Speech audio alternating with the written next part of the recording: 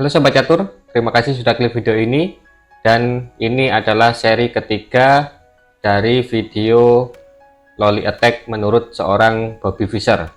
Pada pertandingan ketiga ini, Bobby Fischer menghadapi lawannya yang bernama Shunsuke R yang terjadi pada tahun 1964. Fischer sebagai putih memulai dengan E4, E5, langkah standar dalam Loli Attack ya.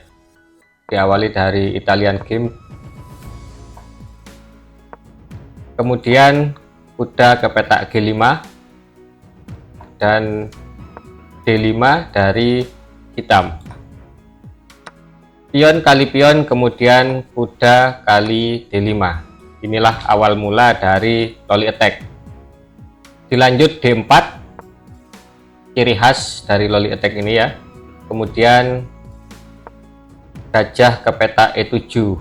Kalau di part 2 nya, setelah langkah ini hitam putih, maksud saya rokade, tapi karena di pertandingan ketiga ini atau di part ketiga ini kita memilih untuk mengeluarkan gajahnya mengancam kuda, maka langkah yang harus diambil adalah boom, kuda kali pion yang ada F7, yang ada di F7.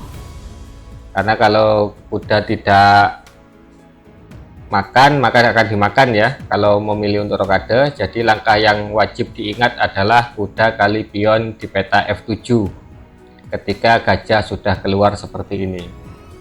Kita melanjutkan dengan memakan kuda dan dibalas menteri ke peta F3, skak, dan raja naik ke peta E6, memberikan proteksi tambahan terhadap kuda. Langkah terbaiknya adalah langkah great move-nya kuda ke petak C3 dan lawannya memilih untuk bishop ke petak B4. Ini adalah langkah blunder karena mengizinkan putih untuk makan kuda sekaligus tempo skak, dan ini tidak bisa dimakan oleh menteri karena kalau dimakan akan ada jawaban menteri kali menteri skak dan hitam akan kehilangan menteri. Jadi di langkah ini kita memilih untuk menggeser rajanya ke petak D6, kemudian dilanjut Bobby Fischer dengan gajah kali kuda dan gajah kali kuda juga di petak C3.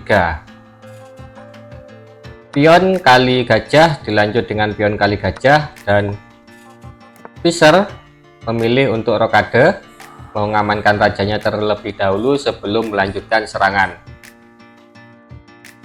Kita melanjutkan dengan pengembangan gajah ke peta E6, dilanjut dengan skak oleh pion, dan raja berpindah ke petak D7. Ciri khas dari Loli Attack ini adalah teman-teman, raja hitam yang tidak bisa rokade karena pengorbanan kuda tadi, dan membuat raja rentan terkena serangan. Benteng ke petak D1 memberikan skak dan ditutup oleh gajah, kemudian pion ke petak C4 memberikan serangan terhadap gajah, dan gajah tidak bisa memakan menteri karena gajah sedang dipin oleh benteng. Benteng F8 mengancam menteri dan berakhir dengan menteri ke petak H3. Misal dalam posisi ini kita memilih menggeser rajanya ke petak ini ya, ke petak E7, maka ada jawaban bishop ke petak G5.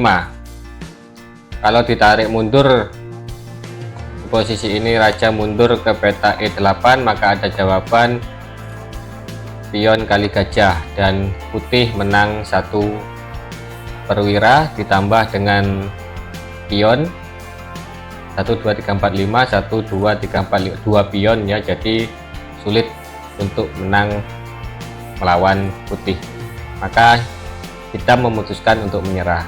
Oke, jadi ini adalah part ketiganya, dan sampai jumpa di part keempat. Terima kasih.